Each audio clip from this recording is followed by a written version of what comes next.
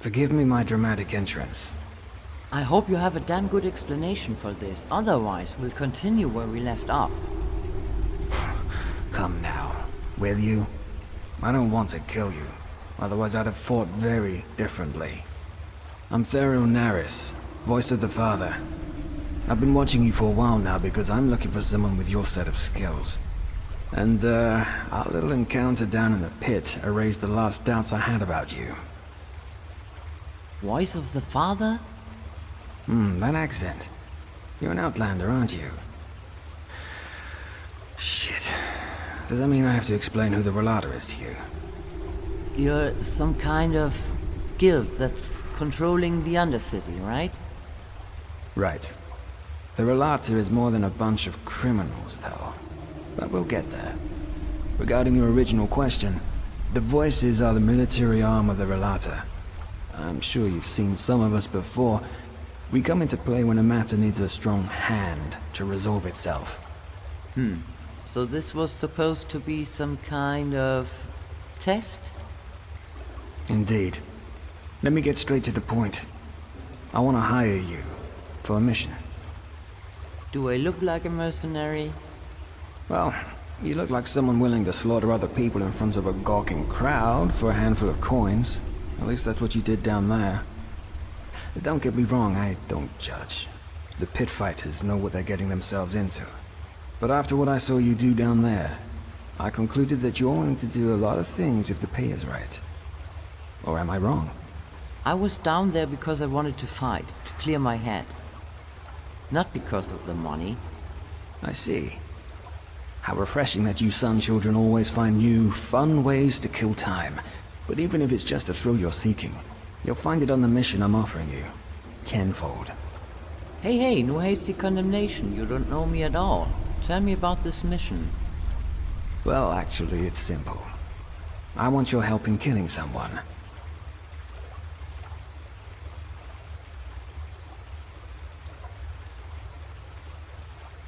The Father. Oh, if that's just it. The head of the Rhalâta? Your leader? Their leader, not mine. When I was 6 years old, the Rhalâta abducted me and a dozen other children. That is, they bought us. Shagun, the old cunt who owned our orphanage, she sold us like cattle. The Rhalâta abducted you? Children? Us, and over the years, at least a dozen more. And we all came from the same orphanage. The refuge. And no, I have no idea what they did to us. I remember nothing. Wait, did you just say that the woman who ran the orphanage sold you? Why? Why? Well, probably because the father shoved an ingot of gold up her ass for every child she sold. But the flesh maggots got her a while ago, so she took her reasons to the grave with her. Why would the father abduct children? That's the big question, isn't it? At first I thought it was about child trafficking. You know, tender little knaves and girls for rich bastards. Ark's bigwigs. Yet now I've come to the conclusion that it must have been about science. Experiments. You mean the Rhalâta conducted experiments on you? Only the father. As I said, I'm pretty sure you have the wrong idea about them. The Rhalâta doesn't see itself as a guild of murderers, but as a faith, a sect, a cult, in other words. The blackmailing, the shadow tax, is how they finance the little community. And what do they believe in? That the physical body is the worst thing that ever happened to man. It's a whole that needs to transcend. But we digress. If we're to work together, you'll soon have some rogue cultists telling you all this shit anyway. I see. But you're alive. Does that mean you were somehow able to flee? Kind of. After the father was done with us, he simply disposed of our corpses. This is also the first memory I have of that time after the abduction. Waking up in a pile of dead bodies. I don't know exactly, but I must have been somewhere between 12 to 14 years old. Still half a child, in other words. As you can imagine, I was a mess for the first few moons after that. Once I was able to think somewhat straight again, I looked for help in the upper city. Of course, the guards didn't believe a word of what I said and sent me right back down into the caverns. Wait, you told them that the Rhalâta conducts experiments on children and they didn't do anything? No. And frankly, it doesn't surprise me. I'm sure hundreds of ragged kids from the Undercity had come to them before, telling them horror stories about how much they suffered down there only to get a bed and some food. Also, as you may have figured out by now, the Order doesn't have any power down here. The Rhalâta controls the caves, and that's how it will stay. I'm not sure what to say. That's horrible.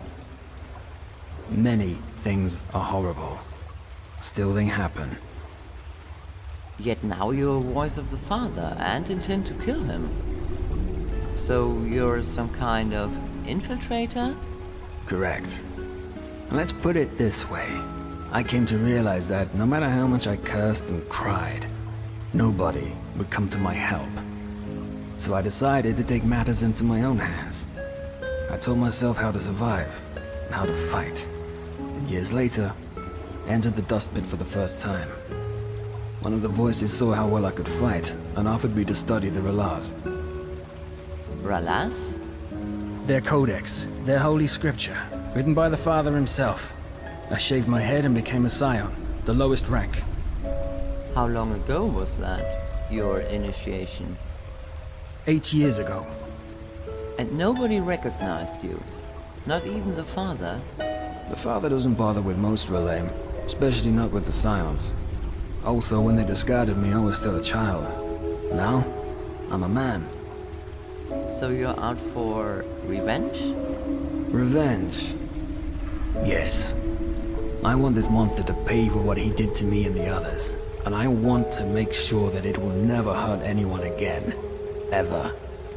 One of the core beliefs of the Rhalâta concerns the Day of Transcendence.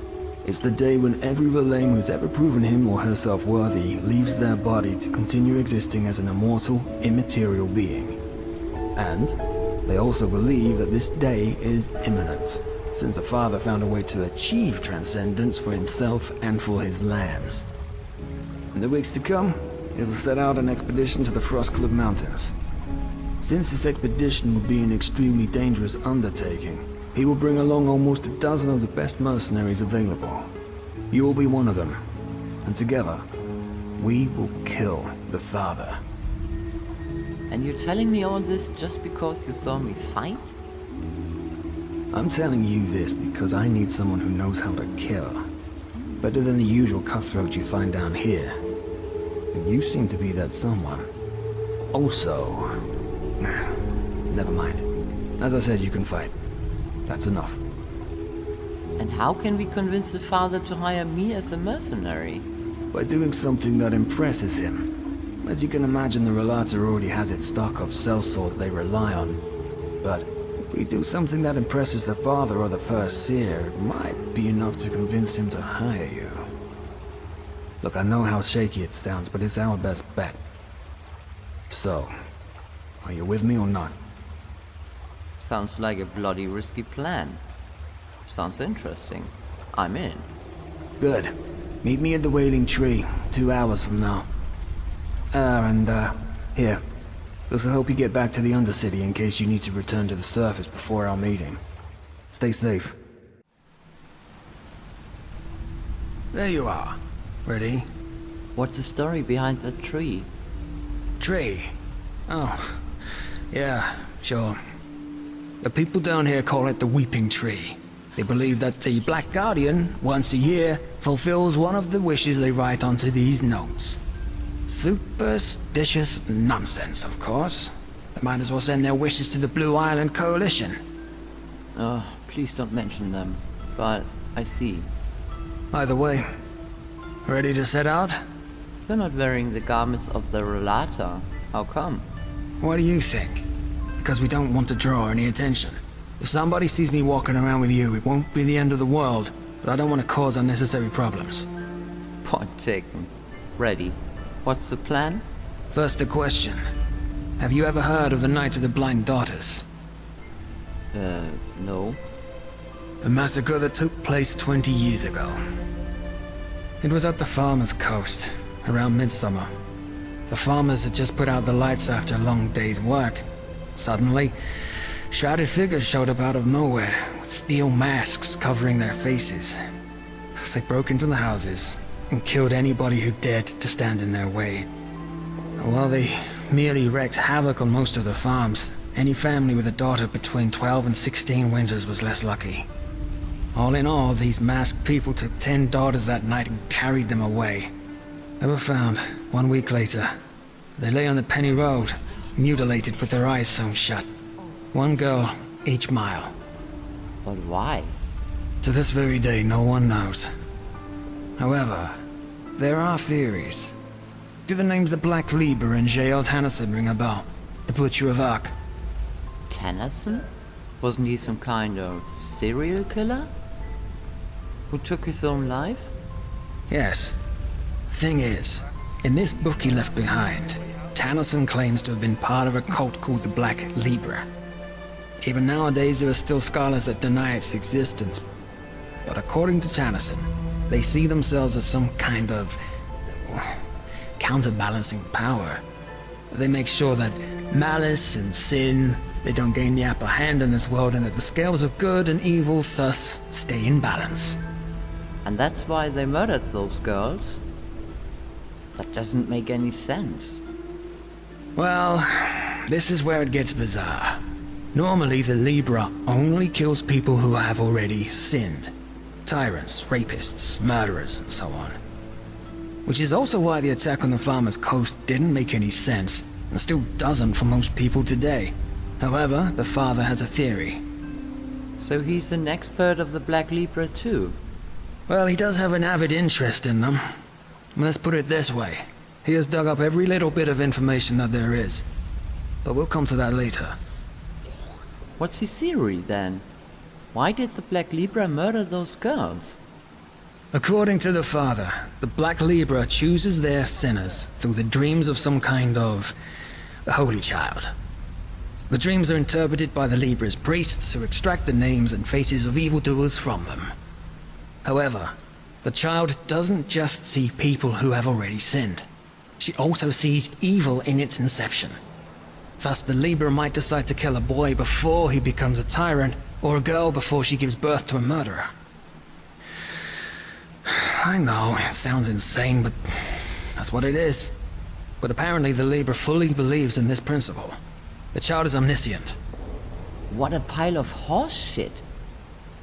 They killed 10 innocent girls and believe they are doing good? Yes. And these girls had to die because the Libra believed they would give birth to murderers? So it would seem. Though according to the father, they wouldn't have just been ordinary murderers, but emissaries of the end. Whatever that may mean. I see. And just how does this relate to the Rhalâta? Simple. The father believes that the Black Libra knows the secret to transcendence.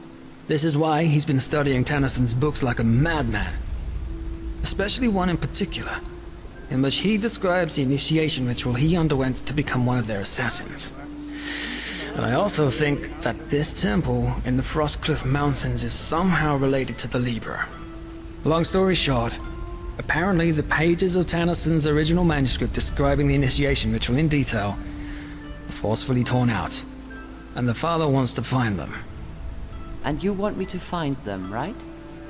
Right. And I happen to know the only person who might be able to tell us their whereabouts. A man named Carlion. Who's that? He was also an assassin of the Libra, and Tennyson's mentor.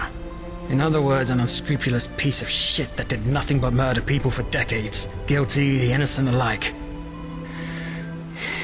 According to the father, he was also the one who orchestrated the Night of the Blind Daughters. However, that massacre seems to have been too much even for his rotten conscience to bear, because he left the Libra shortly thereafter. He took on a new identity. He's been living as a beggar in the Undercity ever since. I saw him once. It's no wonder that nobody knows what kind of monster he is. He's gone completely insane. Drinks away every penny he gets his hands on. If Carlion left the Libra after these events, do you think there's any relation? Maybe, yes. How do you know all this? I have my sources. Let's leave it at that. So, you want me to find this Kalian and get him to tell me the whereabouts of the lost pages? Exactly.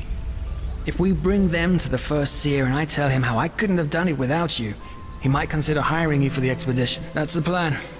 Not the best one, certainly, but, all we're getting. And what if he doesn't hire me? Then we'll need to improvise. Let's just hope it doesn't come to that. Alright. Where do we find Kalian? He currently lives in the communes. That is, if he isn't in some whore's bed in the Silver Cloud right now or getting hammered in the False Dark. I'll let you do the talking. It's unlikely that the First Seer will find out, but the more you actually help me on this mission, the more convincing our little story will be. One more thing. Don't go easy on that scum. He might seem harmless now, but remember what he's done. And remember that those 10 mutilated girls on the Penny Road are just one more page in this man's book of sins.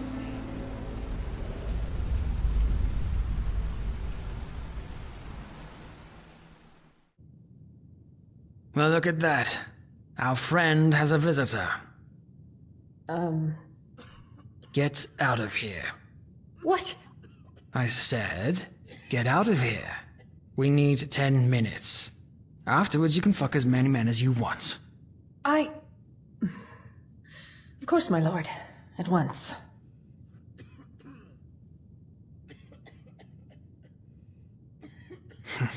Interesting. You're sure that's him? Yes. Why interesting? Never mind. Look at him. Pissed like a rat. A miracle he could even get it up. Do you want me to wake him? I sure as fuck don't want you to cuddle with him. And again, never forget what this man did.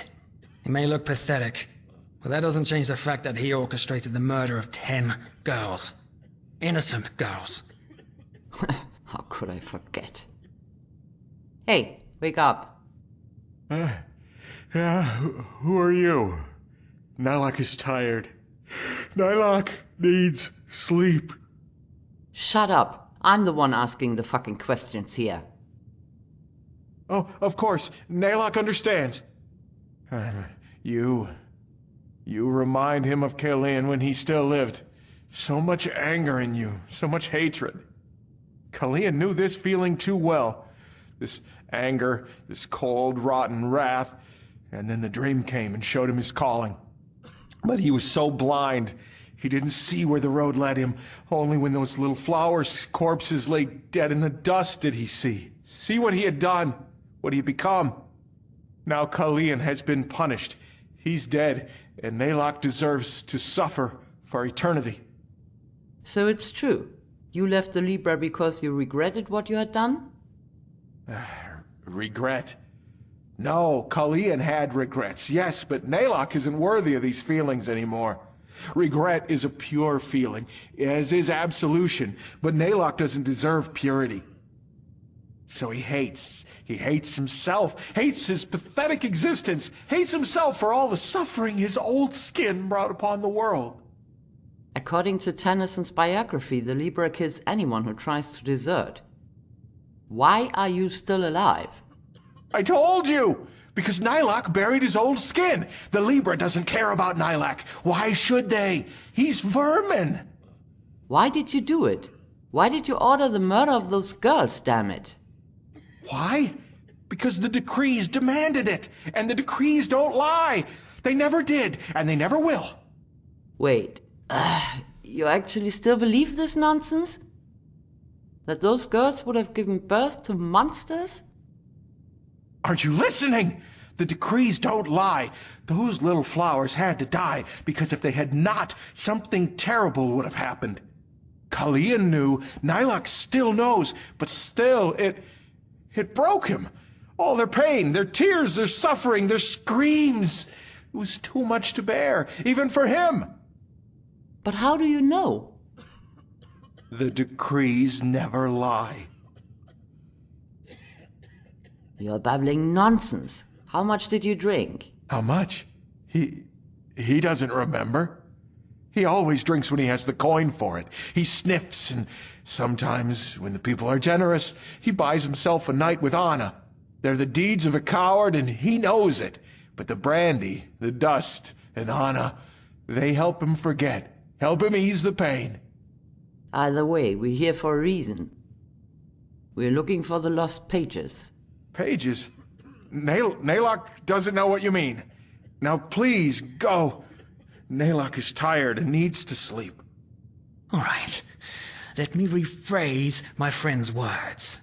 You stop playing confused oracle and fucking tell us what we want to know now. And then maybe, just maybe, we'll let you live. Are we clear? But Naylock just... Are we clear? Yes, sir. Naylock understands. Please forgive him.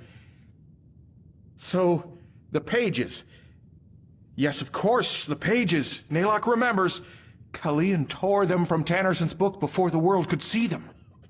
What? Blazes! What's all this talk about Naylock and Caerleon? You are Caerleon! No! I told you! So why are you not listening? Caerleon is dead! Don't you understand? He's dead, and Naylock buried him! Oh, no, he's sorry. Please don't hurt him. He will not raise his voice again. Look at him. He's gone completely insane. I'm guessing all this Naylock talk is a way for his brain to cope with the guilt. He's created a new persona without all the blood on his hands. That is, unless he's lying. What? Why? Why should Naylock lie? How long have you lived down here? How long? Years? Decades? He doesn't know. Caerleon had a sense of time. Naylock doesn't. Show us where these pages are. Yes, of course. But tell me, what do you want with them? You won't be able to read them. Why wouldn't we? Because they're written in the language of the Libra. Even Caerleon couldn't read a single word of them. Then how was Tennyson even able to write them? Isn't it obvious? Because something else guided Tannerson's hand when he wrote them. I don't care. I heard enough of this bullshit. You lead us to the place where you buried them, and you'll do it now. Naylock doesn't have a choice, does he? All right, he will do as you demand. The pages, he buried them together with his old skin. He can show you the pages. But tell him, my dam, if he shows you the pages, could you... Well, Naylock is hungry, Naylock is thirsty, and he has no more coin. Do you really think you're in a position to make demands?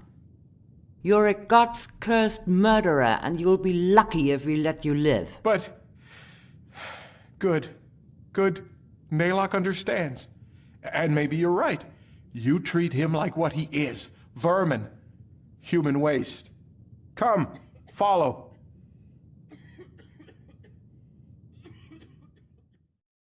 This is the way to the tar pit. Are you sure that's where we're supposed to be going?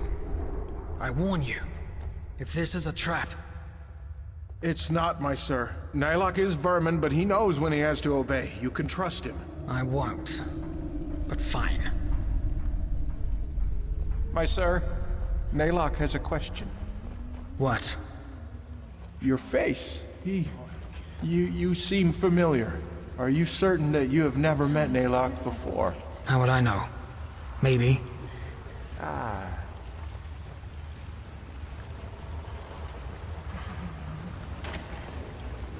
Damn the light. Look at that. Another snob from the surface. Damn you all!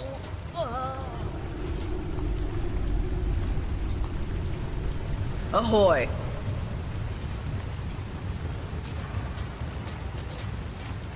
Hold it right there, old man. Where do you think you're going? You're a little too old for digging. He belongs to us. We're acting under the Father's orders. Brother Wrath, from ashes to blood, from blood to liberation. I didn't recognize you. Forgive me. From ashes to blood, from blood to liberation. Let us through. Of course. father's blessings. Father's blessings. Keep going, scum. Yes, of course.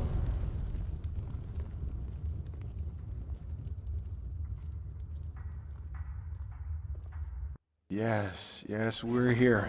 This is where he buried the pages. The deserted tunnels.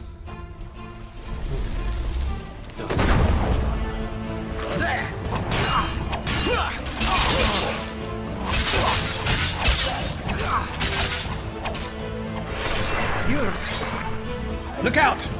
Pay for that!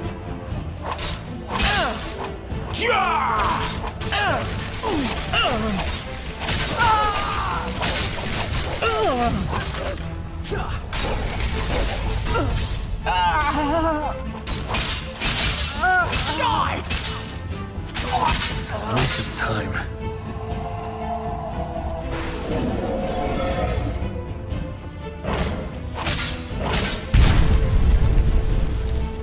Look out!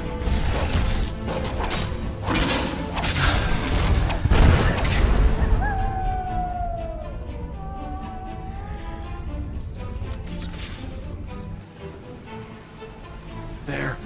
Back there. That's where he buried his old skin. Please, my sir. You need to just take these last few steps alone. Naylock can't. He just can't. Is this a trap? What? No, of course not. It's just... Naylock can't. Don't you understand? To see him after all this time? No. Kill Naylock if you don't believe him, but he will stay. Fine. You go on ahead. Look for the skeleton. You need to dig. Don't shout!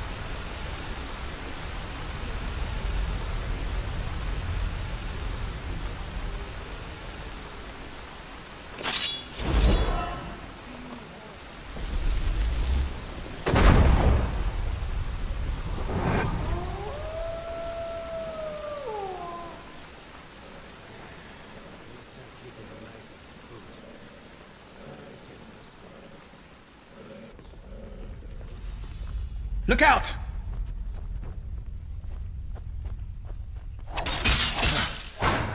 Just a scratch.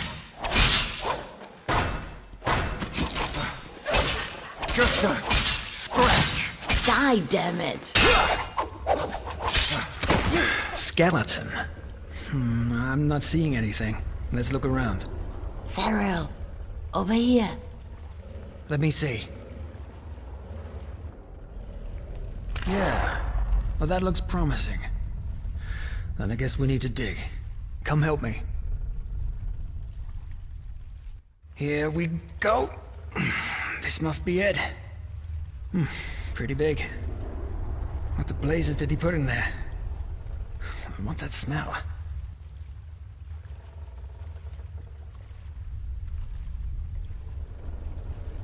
What the? Whoa. Oh, shit! And I thought I buried Kali and he was speaking metaphorically. You mean this body is... Nonsense. You want to know what I think? This is probably some poor sod that crossed this lunatic's path at the wrong time. So we put him right into the crate with the pages. Bloody son of a whore. Even if that's true, why would he go to the trouble of burying him? He could have just left him here. Oh, fuck if I know. We're talking about a man who murdered 10 girls in cold blood because his cult ordered him to do it. I think you'd be well advised to stop trying to apply logic to his thinking. Get up, scum. My sir. You found what you were looking for, didn't you? He can tell by your eyes. We found the pages and something else. Whose corpse is in that chest? What? But he told you, didn't he? It's Kalian. Naylock buried him. Is this a fucking joke? Joke? Why would it be? He said it before, didn't he? Kalian couldn't continue to live in this shell after what he did, so he shed it and gave birth to Naylock. And Naylock buried him, together with the memories. All right, you've convinced me. You've got completely insane. You don't believe him. You think Naylock is lying. But it's the truth. The simple truth. You two, more than anyone else, should understand. Sure. Either way, we have what we wanted. And now it's time for you to pay for your crimes, Carlion. It's been long overdue. What? But you said that you'd spare him if he'd show you the pages! We said that we would think about it. And guess what? I did. You're a murderer, Carlion, and you've killed more people than I can count. Men, women, and children. And you know what? This whole act about how remorseful you are, I'm not buying it. Yes, you drank your bloody brains into oblivion, but ultimately, the only one you truly pity is yourself. You heard him. He regrets what he did. This life is punishment enough. It's not. But fine. As you wish. You heard it, scum. Today's your lucky day. You...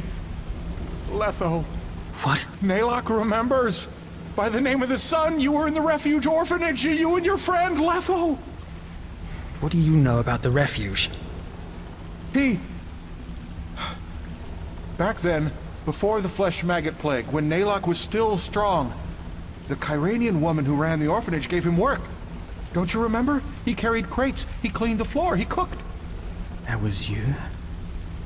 Uncle Naylock? Yes, that's what you called him, Uncle Naylock. By the Guardians, it's been so long, but he remembers it all now. You and your friend, you were inseparable. Until... You're right. I do remember. What? You were there when they took us. Worse, you helped them. What did she pay you, that old cunt? Huh? Carrying crates? Selling children to the Rhalâta? All the same, isn't it? No, what? Naylock doesn't understand. He only...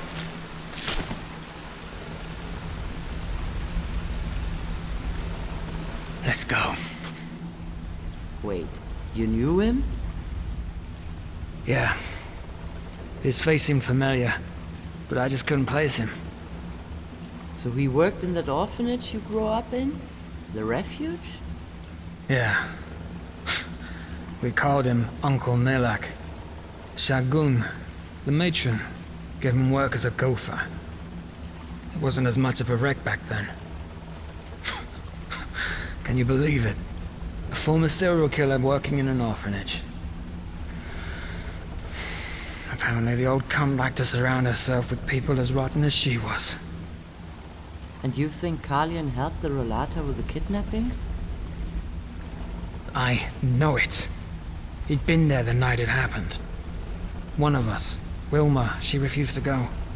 She screamed and kicked, but Naylock held her while one of the father's voices gave her a sleeping potion. That fucking piece of shit.